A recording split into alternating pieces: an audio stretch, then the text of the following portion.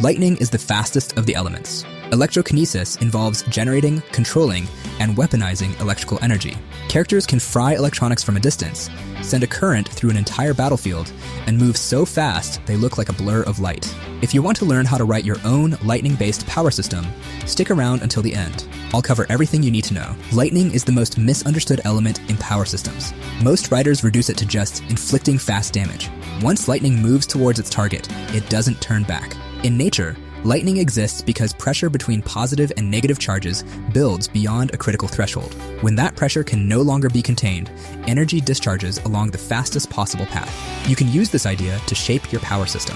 Lightning-based powers should feel fast, powerful but not forgiving, and precise but not safe. This is the first major difference between lightning and other elements. A fire user can adjust the intensity of their flames mid-attack. A water user can redirect the flow of a coming current. An earth user can reinforce or reshape the environment for offense or defense. A lightning user chooses their target once, and the target either survives or gets destroyed. We should also understand the kinds of characters that wield lightning as their power.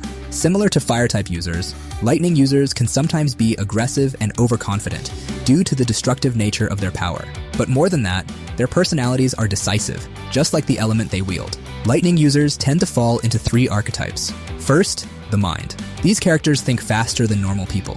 Their brains are wired to process threats, new possibilities, and potential outcomes at extreme speed. The downside? They struggle to slow down. Normal conversations can feel agonizing to these characters. Second, the weapon. These characters fear their own power. Because lightning doesn't allow correction, every mistake is catastrophic. These users often hesitate before going into battle, ironically, making their own lightning harder to control, since hesitation creates resistance. Lastly, the surgeon. These characters favor precision strikes and disabling attacks over raw destruction. They win fights before opponents realize they've started. Now, let's go into how to build a lightning-based power system. We'll start with the access and source method. The access is how characters use their powers, and the source is where those powers come from. To clarify your thoughts, you should try to answer this question. What does lightning require before it can exist? Just like in nature, lightning needs 3 things to exist: pressure, separation, and a path. It would be a good idea for your power system to mirror this. Idea number 1. In this scenario, the body is the axis of powers. Lightning is generated through the nervous system itself.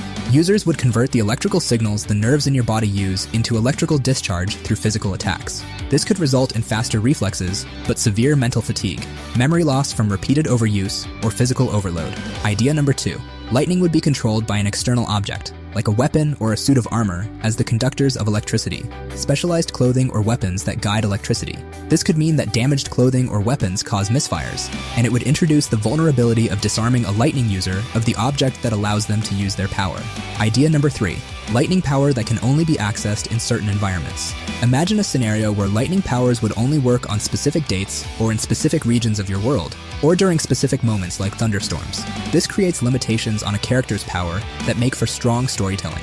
Those are just some examples of what you can use for the access. Let's figure out the source of power as well. Sources for your lightning-based power system could be anything: technological, mythological, like gods and goddesses, or biological, meaning it comes from their own body. Here are some ideas on what you can use to fuel the lightning. First is lightning that comes from within your own body. Just like accessing the power through your body, the body itself would also fuel the lightning by amplifying its own natural electrical signals into raw, destructive power. Next is harvesting electricity from the surrounding environment. Users would pull lightning directly from the environment and shape it to their will. The upside is enormous. Nearly unlimited amounts of electrical power available to them, only limited by what they could handle. Scaling using this source would be simple as well. A weak user might only be able to absorb static electricity, while a legendary user can control thunderstorms at will. Next is lightning control that's given to you by a god or entity. Lightning here is granted and controlled by something outside the user: a god, an organization, a machine. This creates risk for the user because the source of power can be revoked at any time. Lastly is lightning that's created through technology. Highly advanced tech would be responsible for giving a user their powers. It could transform the user once after its use, like a special chamber, or it could be a continuous source of power, which means users could lose the power if they lose access to the tech. After you figure out how powers are used and where they come from, then you want to get into the details of what lightning users can actually do. Because if the only thing they can do is shoot bolts, things will get boring fast. The first idea is sensory manipulation. Lightning users would be able to read the electrical signals of others, their heartbeats, muscle tension, even neural activity. In a fight, this turns combat from reactions into predictions. Your opponent wouldn't be able to surprise someone who felt their intent before their body moved. The second is disrupting the nerves of other people. Instead of merely destroying enemies, lightning users would be able to disable them. Imagine giving a character the ability to paralyze their opponents by shutting off the nerves in their body. This would create a form of suffering for most villains that pure destruction never could. The third is information warfare. Lightning carries signals, like Morse code. A skilled user might intercept communications, disrupt coordination between enemies, or overload mechanical systems from a distance. This is the most underused applications of lightning powers in fiction, and it's one of the most terrifying. Fourth is movement, not teleportation, something more interesting. Lightning users reduce their reaction time so much that their movements appear instantaneous, almost as if they teleported. After you figure out what your characters can do, you want to classify the users of your power system into categories. You can split them into colors or damage types or however you want. Imagine a power system as a tree, and the branches of that tree as the classifications. For example, you could have classes based on the level of destruction the users are capable of. Imagine a class of users that are masters of routing electricity. They can weave it through objects, terrain, or living bodies. Or a class of users that are skilled in controlling internal electricity, like your reflexes, cognition, or nervous system. Or even a class of lighting users who are pure brute force. They could be the flashy group that focuses on raw power and go through the pain of pushing past their own limits deliberately. Because lightning feels like an unstoppable element, you need limits that feel just as natural as the power itself. Some form of limitations are necessary for any power system, regardless of what it's based on. Your limitations could be anything. Like, once lightning is released, it cannot be recalled, redirected, or softened, meaning mistakes are permanent, and every character who uses this power lives with that. The powers could also cause cognitive overload, meaning the more a character uses their powers, the harder it becomes to process emotion, memory, and empathy. At high levels, they don't just risk burning out their body, they risk losing their humanity. Or a user could be vulnerable to their own powers. Water, fire, and earth can all turn against the user. A smart character wouldn't try to outrun lightning, they would redirect it away from them. Your limitation could also be recovery time. Maybe after discharging a lot of electricity, the nervous system needs time to reset. This would prevent characters from spamming powerful attacks. Every big use of power needs time for recovery after it. After you figure out the limits of your powers, you want to determine the rules and consequences. Lightning could scar its users, cause memory loss, permanent nerve damage. At extreme levels, users could burn out parts of their own nervous system. Their reflexes become uncontrollable, and when death comes, it doesn't come dramatically.